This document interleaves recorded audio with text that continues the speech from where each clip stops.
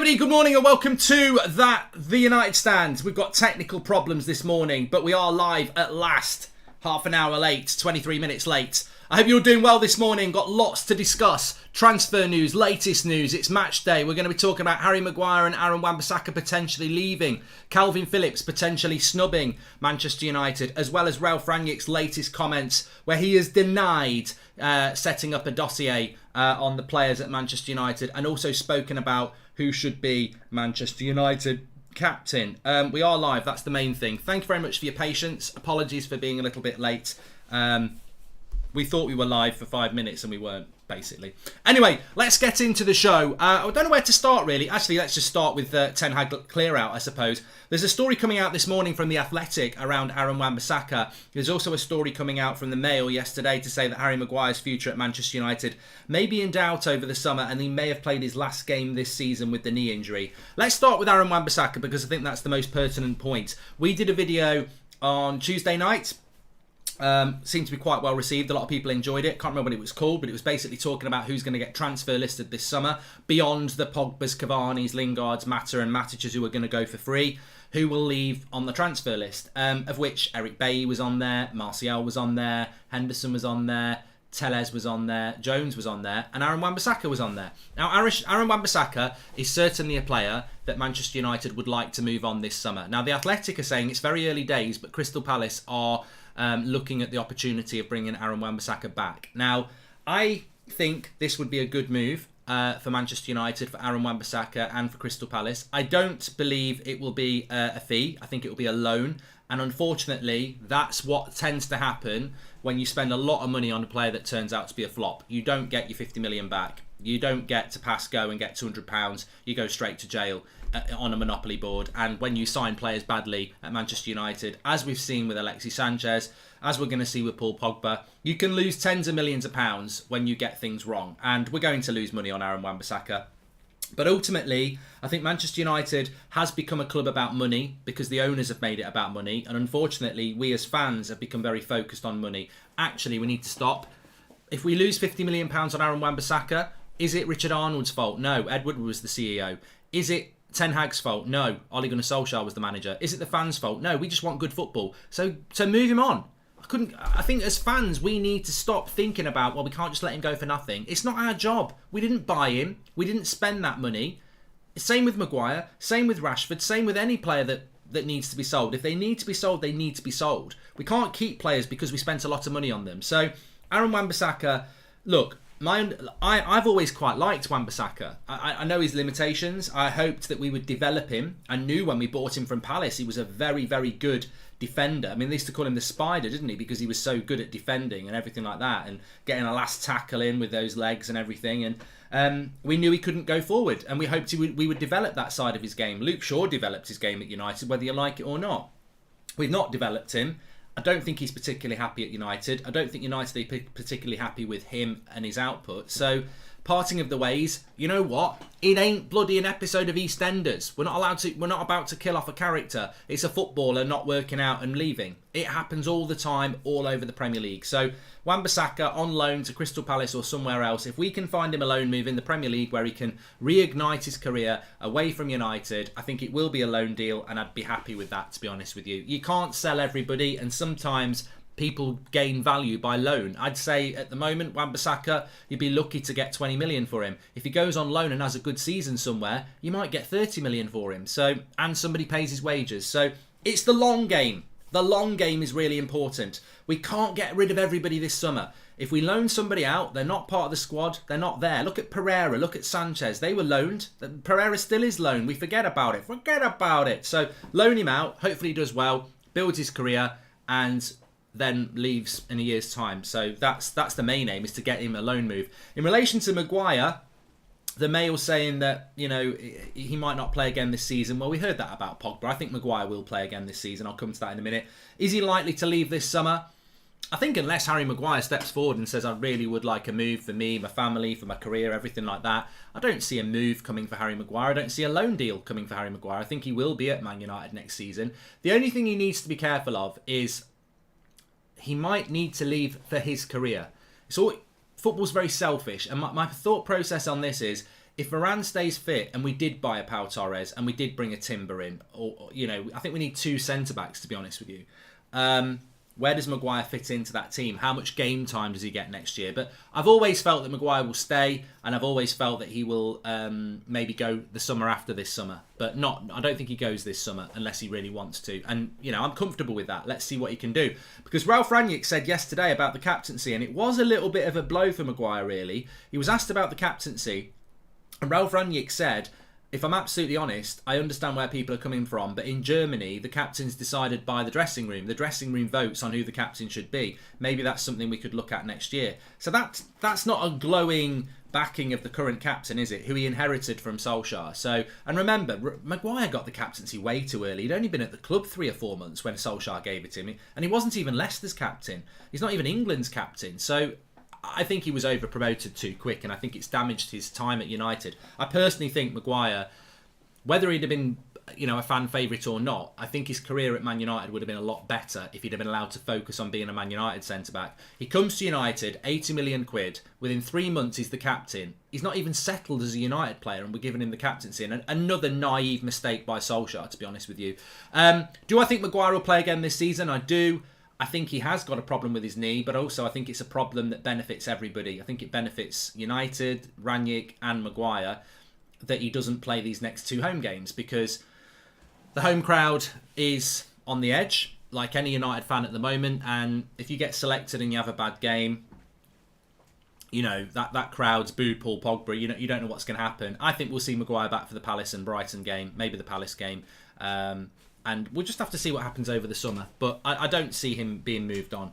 And I don't think that. Who would win the captain election, said Hamank. So I think it's a great point. I will talk about that just before we talk about Calvin Phillips and some other Rangnick points. But yeah, I expect Wan-Bissaka to go. I don't expect Maguire to go. I still think the 6 players that will leave beyond the out-of-contract players will be Martial, Jones, Bailly, Henderson, potentially Telles, Wan-Bissaka as well. James, Aaron, Wan-Bissaka and Maguire, the worst window ever, says Ty. It's just the value that we spent on them. I think if we put it to the vote in the dressing room at the moment who the captain should be, you might be quite surprised. Because remember, I disagree with Rangnick on this, actually. So Rangnick has said that maybe the captaincy should be decided by the team who vote for it. I'd rather the fans voted for it. I completely understand. Welcome to the Members Club, Wills. I've got a message for the Members Club. Remind me about that. I completely understand where Rangnick's coming from. If you've got a normal dressing room, like a Liverpool dressing room or a Man City dressing room, asking them who the captain should be is a good idea, because you've got a team that's playing for the badge. You've got respect. You've got professionalism.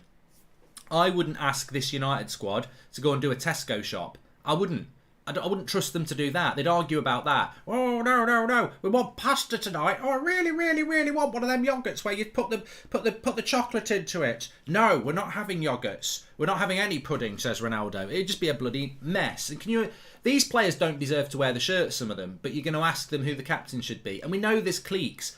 I wouldn't be surprised if you put it to the United dressing room who the captain should be. They'd vote Maguire.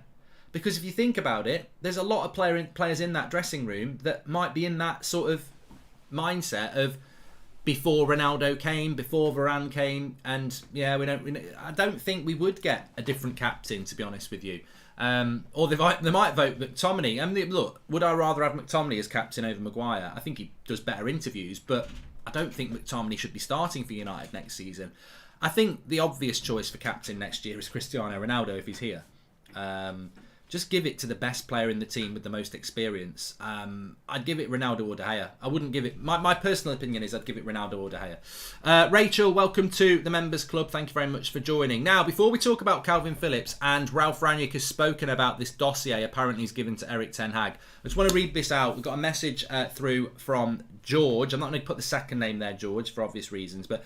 hopefully your stepmom's watching, your mother-in-law is watching this, George, and hopefully you can, if not, you can pass it on to her. So he sent us a message. He says, my mother-in-law is a lifelong Man United fan and watched all your shows religiously as long as I can remember. She's 46 and has a Man United bedroom and has watched or listened to every Man United game for at least the last 20 years. December, she was diagnosed with stomach, liver and ovarian cancer. We were hoping she would improve enough to be left out of hospital so she could come to one last game. Unfortunately, today we've been told that she only has a few days to 2 weeks left and there is nothing else that can be done. I've reached out to the club to see if there is any way someone could write her a message thanking her for years of support or even a 10-second video, but haven't heard anything back. Whilst not expecting you to be able to help on that front, I was hoping I could get a shout out or a message from Mark, as recently her joy has really only been watching Man United and watching United Stand videos as they are posted. I cannot express how much the club has meant to her and how much watching your videos over the years has helped her as well. Thank you. Well, thank you for the message, George. I wish we had the name of your mother-in-law because I would like to make it a little bit more personal. But I know on behalf of the United Stand community, there'll be a lot of people in the chat sending their love because we have a fantastic community here. And I just want to send, all the support and love that we can do. I wish there was more we could do. It's horrible, absolutely horrible for your mother-in-law and the family. And I just hope that there is some comfort in the last few days that you can get. Look, I hope Man United win tonight. I've got no control over that. It's been a disappointing Manchester United season, but I get it. Everyone else gets it. We're not turning our back on this football club. This is the football club we love. It's not the players. It's not the manager. It's not the owners. It's Manchester United. And thank you very much for the message. I wish we could do more. And I hope the club can come back to you. I mean, I'm sure they get a lot of messages and stuff, but ultimately they should be looking out for their fans. Good morning, Mark. Please make a poll who should be the next captain. Did it on Twitter last night, Saeed, and Ronaldo won by a long way. Mock TV, welcome to the United Stand Members Club. And thank you for all the lovely messages in the chat that George and his mother-in-law are getting. Okay, let's move on. The next thing I want to talk about is Ralf Rangnick again. He's spoken about how there was this story about Ralf Rangnick putting together a dossier on loads of love hearts in the chat. I can see them out the corner of my eye. Fantastic. You never fail to amaze me. Your this community, and hopefully George and his mother-in-law see the video, because it'll be nice for them just to be able to look at those live chats and see what everyone is doing. So I really appreciate that, and I'm sure they do as well. So Ralf Rangnick spoke about the dossier that apparently he'd put forward. Welcome to the Members Club, Dan. It is interesting because he basically said, I haven't put a report together for Erik ten Hag. That's a load of nonsense. I haven't done that. And it's on Sky. It was on a Sky interview. He says, I haven't done that. But what he did go on to say is that he's looking forward to building the future with Erik ten Hag and Manchester United, to build a team that the crowd and the fans and everyone can be proud with. So he's not done a report yet, but he will do a report. It's like I was looking at some people on going mad about it really on social media, and I was like, it would be the ultimate level of incompetence to keep Ralf Rangnick on, or even use Rangnick for the last 6 months, who knows how to build a football club. Bring Erik ten Hag in, and then no, I've not taken any notes, Erik. Can you tell me anything about the team? No, just learn yourself. But you're here to help me. Yeah, I will. You tell me what to do, but I'm not going to tell you that. Oh, come on, please tell me about this team. I really need to know about it. And then there's Richard Arnold. Don't you dare tell him. That wasn't part of the deal. You're not going to tell him all the problems of the last 6 months. Oh, please, somebody tell him. And Rangnick goes, Erik, I will do anything for this club, but I won't do that. And he walks out. Of course he's going to tell him. Who and what the problems are in the club. He's just not done it yet, so I wouldn't be too worried about that. Ryan says, could you say happy birthday to my bro and call him a Pratt, please? We love you and love laughing along with your show. Sorry to go off topic, says Ryan. Ossian, is that his name, Brian, or is it Ocean? Happy birthday anyway. And please, can any of our super chats be donated towards this wonderful woman? Would be good to do something along the lines in terms of donations, Thomas. Thomas, it's a good idea. Hopefully George will be in contact with us, but I think ultimately George has quite obviously laid out what the issue is there, and I think most of all the message, and hopefully something from Manchester United. But yeah, I'm sure George will be back in. Hopefully George will be back in contact. Good idea. Happy to do that. So let's move on to Calvin Phillips. I think it's coming from Jonathan Schrager yesterday, who's somebody who seems to get quite a lot of information around Manchester United, saying, well, I mean, I I say a lot of information about Manchester United. I mean, it might just be made up information. I don't know. In relation to what I'm about to say, because basically the story is that Calvin Phillips would be happy to stay at Leeds if they stay up, and moving from Leeds to Manchester United could be a bit of an issue. But Danny says, spot on. Also 50 million for Calvin Phillips can get in the bin, says Danny Palmer. I think with relation to Calvin Phillips wanting to leave Manchester, not wanting to leave Leeds to come to Manchester United because of the rivalry. We've spoken about this for about 8 months. I mentioned this 8 months ago. I said, is that not an issue? And everyone's been going, no, it's not an issue. He'd love to come to Man United. And I don't mean you.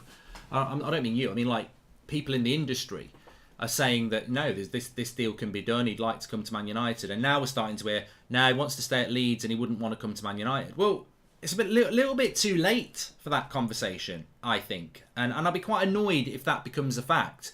Because we've already discussed Calvin Phillips for quite a long time. We spoke about him yesterday. Certain outlets have really pushed this as United are really confident they can do a deal. And it's gone so far that the fan base is now debating whether they want him. If we get to a point, I mean, we should not be getting to the point of debating whether we want him and United are in talks with him. And then it's like, actually, I don't want to come to you because I hate United, I'm a Leeds fan. I mean, that maybe should have been resolved at the start. So personally, I don't necessarily think it's an issue, because I can't believe United would allow a story to develop over the last couple of months with Calvin Phillips and the last couple of weeks where, you know, even yesterday they were talking about advanced talks in relation to, you know, not with Phillips or the clubs, but actually, you know, agents, intermediaries, about how likely it is to be done. I'd be a bit concerned if all that comes out and then it's actually, he doesn't want to join you, he hates United, he's a Leeds fan. That may be the first thing you establish, because I tell you what, if you understand football, Leeds to United is a little bit of a dodgy move. There is a bit of disdain and dislike there. So I don't necessarily believe that Calvin Phillips won't come to United because he plays for Leeds. I think we would have hopefully looked at that before. Hi from Hong Kong. Watch you after work. Love it, says Coin. Thank you very much. If backed, do you think Ten Hag could win you a title in 5 years' time? I honestly can't see it because City and Liverpool are too strong. Will only get stronger, says Nathan. 5 years is a long time, mate. 5 years is a long time. I've watched football all my life. You're back on the History Channel now. I've watched football all my life. I've seen all sorts of things. I've seen Blackburn Rovers win the league. I've seen Leeds United be relegated. I've seen Man City in League One with 30,000 fans, and I now see them in Champions League semi-finals winning titles like it's confetti. Anything can happen in football, and 5 years is a long time. If you went back 15 years ago, you'd say Man City have got more chance of being in the National League than the Champions League. Anything can happen in football. And 5 years is a long time. So I think that it's very easy to sit here and go, no one's going to stop Man City and Liverpool in the next 5 years because they're so good. And they are. Liverpool and Man City are clearly the best two teams in the world. I think they're going to be competing for the Champions League unless Real Madrid pull off an amazing result next week. So they're the two best teams in the world. They're the two best teams in the league.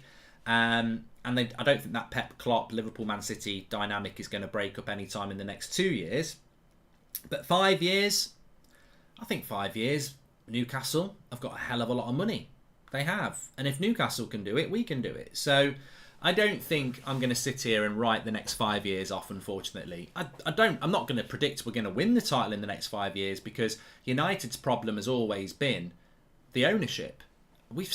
I will always say this. I was in an argument with somebody last night on That's Football, because they were saying, how can you want the Glazers out when they've spent over £1 billion in the last 10 years? And I said, because, you know, keep your nose out of something you don't understand. The reason the United fans don't like the Glazers is because this club's been in hundreds of millions of pounds of debt. They bought us on debt. They've kept us in debt since they bought us 17 years ago. They also take more dividends out of the club than any other owner in the Premier League. If they've spent £1 billion, they could have spent £3 billion on our revenue. So they've lost us more money than they've spent on transfers, and loss is paying the debt back, is giving the dividends out. So anybody who's a United fan knows that the Glazers have been bad for this club. But we have spent £1 billion over the last 9 years, and that reflects on another thing. It's not all on the Glazers, it's on the board, it's on the players, it's on the managers. When you spend £1 billion in 9 years, you expect to be fighting for major trophies. If we spend another £1 billion in the next 9 years, I expect us to be able to build a team to compete with the Liverpools and the Man Cities, especially the Liverpools. Liverpools don't spend the money Man City do, and yet they are up there. So United need to look more at Liverpool than they do at Man City, because Liverpool don't spend £1 billion in 9 years. We have, and yet they're in a much better position. So I'm not going to write the next 5 years off. If everything goes well, I see us competing in 2 or 3 years, says Dominic. I'm not going to set targets. I will set one target. My target is to enjoy and be engaged with Manchester United again. I love the club, but they haven't entertained me for a long time, and they haven't had me engaged for a long time. In fact, for some reason against Arsenal, I actually felt more passionate about United than I have in a long time. I'm hoping that's going to happen tonight. I'm hoping we're going to see a performance again that at the very least, gets us a little bit involved, a little bit passionate about it. But that's what I want. I want to watch Manchester United and be excited again, engaged again. And look, I haven't been at Old Trafford since pre-COVID. I do need to get that back there. I like to go up there, but the times I'd been going before that under Ollie and under Mourinho, it was just very flat. The atmosphere is very flat. When I used to go in the early noughties under Sir Alex, the atmosphere was completely different. I want to go to Old Trafford and see that. You're always going to get the people who sing, but when you're at Old Trafford on a match day, when we've got a team to be proud of, you don't need to sing. You're not waiting for a certain section of the ground to start singing their songs. The crowd is electric because the football is making it electric, and I want that. That's the first thing I want to see, because competing for titles, winning cups, attracting good players, that will all come from playing good football. People always say, would you rather win the Premier League playing badly, or would you rather play well every week? And I'm like, in a way, it's one of the stupidest questions ever. It's because it's like saying, would you rather be brilliant in the bedroom but hot, but never get any women or men, if that's what you want? Well, if you're brilliant in the bedroom, how do people know that unless you are actually getting women or men? So, like, in relation to, if you play good football, you will compete for titles. They're not exclusive. The problem is we've not been playing good football for a very long time, and we need to play good football. Today's my birthday, says Arch. I hope Chelsea does not spoil it. I would still be happy losing if I see some youth players in the side today, says Arch. Well, happy birthday, mate. I don't want to see United starting Garnacho or anyone like that today. I don't think it's the environment to throw them into. I think it's an unfair environment to throw them into. We're playing Chelsea. Chelsea are still the Champions League holders at the moment. They're still third in the Premier League. They're still in the FA Cup final. They got to the Carabao Cup final.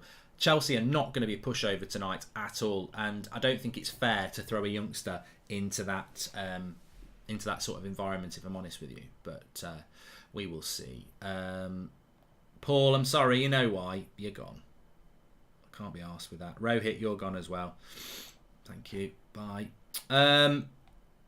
This community is normally not that bad. We do great jobs with the moderators, and we've got a great community. But every now and again, that's football's a lot worse. Okay, so let's have a look.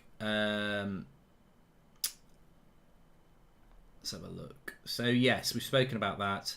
I am looking forward to the match tonight. Obviously, we'll have the watch along. Is it 8 o'clock kickoff tonight? I think it is. So we'll be live at 7. I am looking forward to the match tonight, and I hope that we can get a performance that I hope we can not lose. Remember, we've lost 3 of the last 4 games. We don't want to lose 4 out of 5. You're heading into dangerous territory there. So we need to get something tonight. I think it will be a draw, but I want to see. I think Old Trafford will be rocking tonight. There's no reason not to be. I know it was disappointing to lose to Arsenal, but we did not. I don't think we really deserved to lose. If it hadn't been for Bruno, I don't think we would have lost that game. And we still need to get as many points as we can do from these last 4 games. So I'm looking forward to it tonight. It's 7:45. Thank you very much. So we'll be kicking off. I'll be live at 6:45 then. That's fine.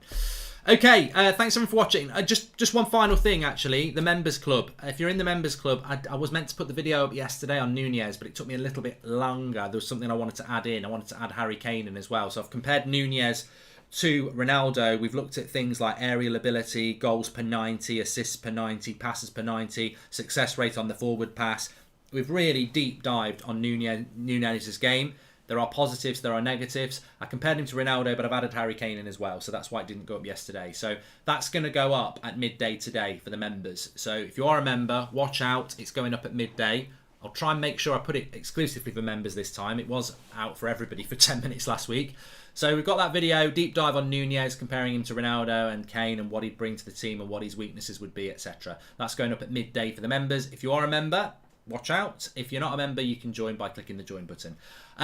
We will be back at 6:45 tonight. We've got a road trip coming up for you at 2 o'clock as well. Adam's outside Old Trafford with his preview. Lots for you to get involved in. And I will speak to you all a little bit later on. Thanks for watching. Speak to you in a bit. Looking forward to it tonight. Let's go and get a result.